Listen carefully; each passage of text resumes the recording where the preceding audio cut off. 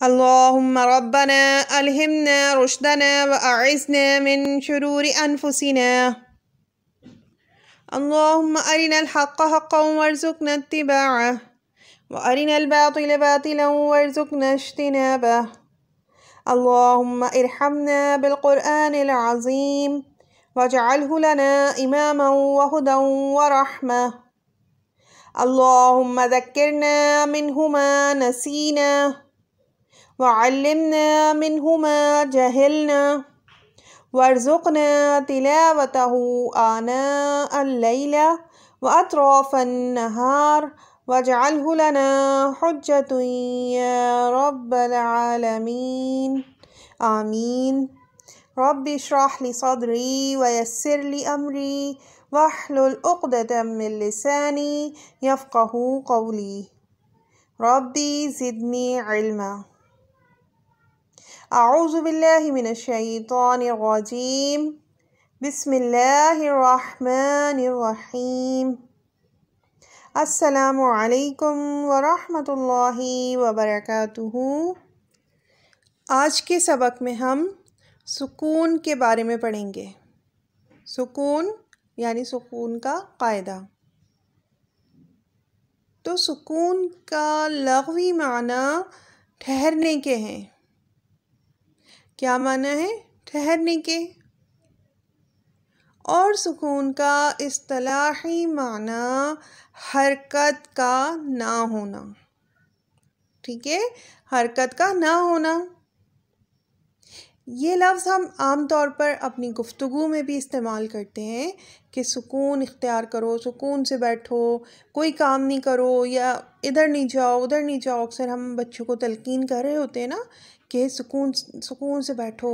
सुकून का मतलब है ठहर जाना, रुक जाना, कहीं कोई हरकत नहीं करना, कहीं कोई काम नहीं करना। इसके लिए हम इस्तेमाल करते हैं ना, तो हम इस लफ्ज़ से बाखूबी वाकिफ़ हैं। अब जब हम कायदे में देखते हैं कि कायदे में इस लफ्ज़ का इस्तेमाल क्यों किया जा रहा है, यहाँ क्यों, मतलब हरकत ही नहीं है, तो हम ऐसा कौन सा कायदा है कि कोई हरकत ही नहीं है, तो ये किस चीज़ को वाज़े कर रहा है। अब ये समझने के लिए देखना होगा हमें कि सुकून की अलामत, सुकून जब किसी हर्फ पर आ रहा है ना, तो सुकून कैसे पता चलेगा, उसकी अलामत डली हुई होती है। जैसे हमने देखा फ़तहा का हम निशान से हम वाकिफ़ है ना कि उसकी अलामत क्या है कि वो थोड़ा सा आड़ा होके हर्फ के ऊपर है, सीधा लकीर है लेकिन वो थोड़ी आड़ी हुई भी है। इसी तरह से कसरा का भी हम सोचते ही हमारे जहन में आ जाता है कि वो नीचे हर्फ के नीचे जो निशान है वो कसरा है और जो गोल मुड़ा हुआ है ऊपर तो वो दम्मा आ गया।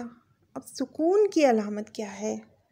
सुकून जो है हमें इस तरह पता चलता है कि वो एक दाल जैसा निशान, ठीक है, दाल जैसा निशान जिसकी नोक जो है बिल्कुल पीछे वाले हर्फ की तरफ जा रही होती है।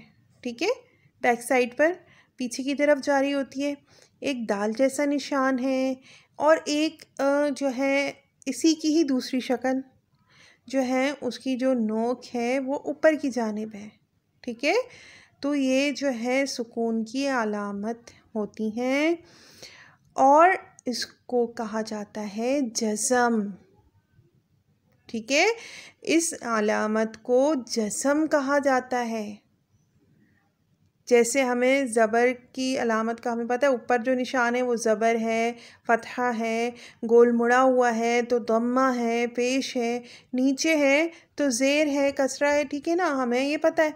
अब आप याद रखिएगा कि दाल जैसा जो निशान आ रहा है या नोक ऊपर की तरफ आ रही है, अब वो नीचे से बंद भी हो सकता है गोल की तरह और खुला हुआ भी हो सकता है, तो वो क्या है, वो सुकून की अलामत है और इस अलामत का नाम है जज़म। सुकून और जज़म में यही फ़र्क है। सुकून जो है अदायगी का तरीक़ा है।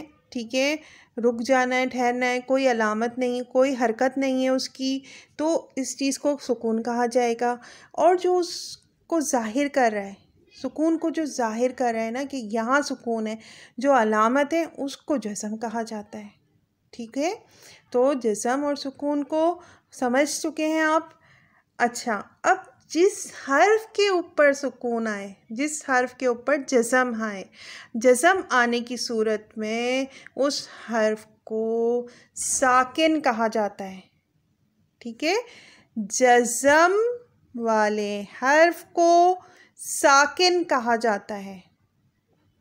साकिन हर्फ की खुद कोई आवाज़ नहीं है जब तक कि वो अपने पीछे वाले हर्फ से मिलाकर ना पढ़ा जाए।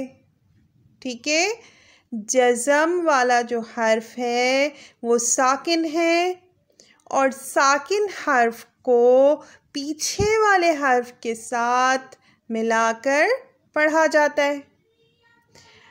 ये बात देखिएगा कि जब भी साकिन है उससे पीछे आपको जो हर्फ मिलेगा वो मुतहर्रिक होगा। मुतहर्रिक यानी उसके ऊपर कोई हरकत होगी। ठीक है, तो अब हमने क्या करना है, जो साकिन है उसकी ख़ुद तो कोई आवाज़ नहीं थी, लेकिन जैसे ही मुतहर्रिक से मिला तो उसकी आवाज़ क्या हो गई है, मुतहर्रिक वाले हर्फ के साथ मिल गई है, मर्ज हो गई है। मिसाल के तौर पर बा के ऊपर है फ़तहा यानी ज़बर, और जो है आगे उसके ऊपर आ रहा है सीन। सीन के ऊपर है साकिन, सीन के ऊपर है जज़म और सीन साकिन है। ठीक है, तो अब हम इसको कैसे पढ़ेंगे बा के साथ मिला के, बा सीन ज़बर बस। बस इसमें देखें बा का मखरज भी आ गया और सीन का मखरज भी आ गया। इसी तरह हम देखेंगे एक और मिसाल। अब हम देख रहे हैं दाल। ठीक है, दाल है मुतहर्रिक क्योंकि उसके ऊपर है फ़तहा यानी ज़बर है, और दाल के फ़ौरन बाद है मीम साकिन। मीम के ऊपर क्योंकि जिस्म है तो वो क्या हो गया है, साकिन हो गया है। अब लाजिम है कि वो पीछे वाले हर्फ के साथ ही मिलाकर पढ़ा जाए। अब दाल पर जो ज़बर हमने देखा तो हम क्या करेंगे, दाल मीम ज़बर दम दम। ठीक है, अब दाल का मखरज हमने स्टार्ट किया और आखिर में मीम पर इख्तिताम किया तो आवाज़ क्या हो गई, दम।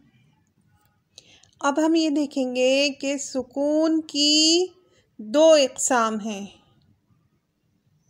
ठीक है, सुकून की दो इक़साम हैं। अब आप लोग ये सवाल करेंगे सुकून की इक़साम कैसे, तो सुकून की दो इक़साम ये हैं, सुकून असली और सुकून आर्ज़ी। सुकून असली, सुकून असली में देखेंगे कि साकिन जो हर्फ है वो आयत के बीच में आए या आयत के आखिर में। जब आयत का इख्तिताम हो रहा है, आखिरी जो हमारा हर्फ है अगर वो पहले से ही साकिन है तो हम उसे वक्फ़ करने की सूरत में ख़ुद से तो हम साकिन नहीं कर रहे ना, वो पहले से ही साकिन है। ठीक है, जब हम वक्फ़ करते हैं तो आखिरी हर्फ को साकिन किया जाता है ना, तो हम क्या करें, जब पहले से ही आखिरी हर्फ के ऊपर जज़म है तो वो पहले से ही साकिन है, तो ऐसी सूरत में उस हर्फ को, उस सुकून को क्या कहेंगे, सुकून असली।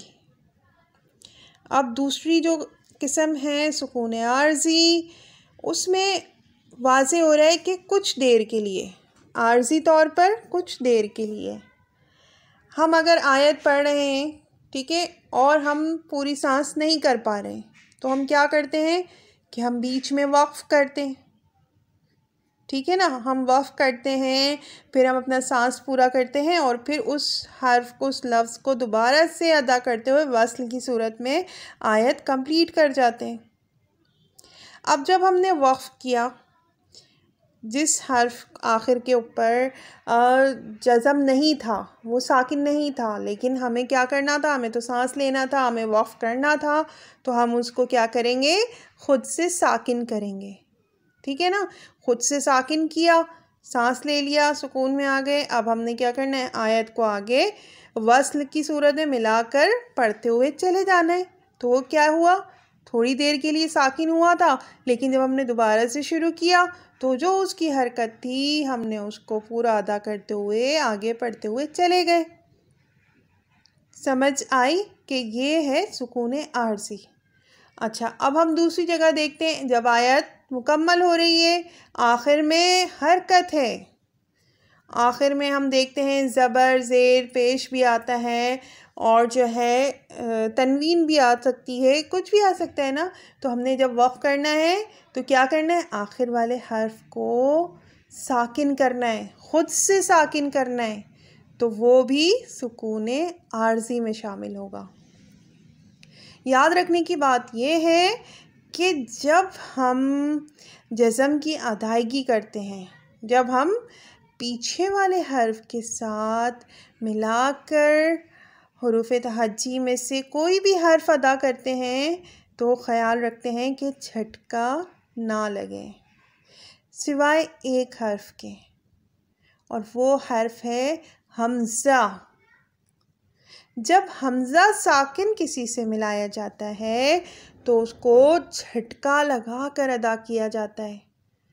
किस तरह, जैसे बा के साथ है हमज़ा साकिन, तो हम अदा करेंगे बा हमज़ा ज़बर बा, ता हमज़ा ज़बर ता।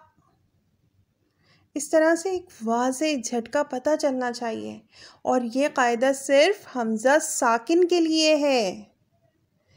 बाकी तमाम हर्फ की अदायगी में झटका लगाने से बचना है।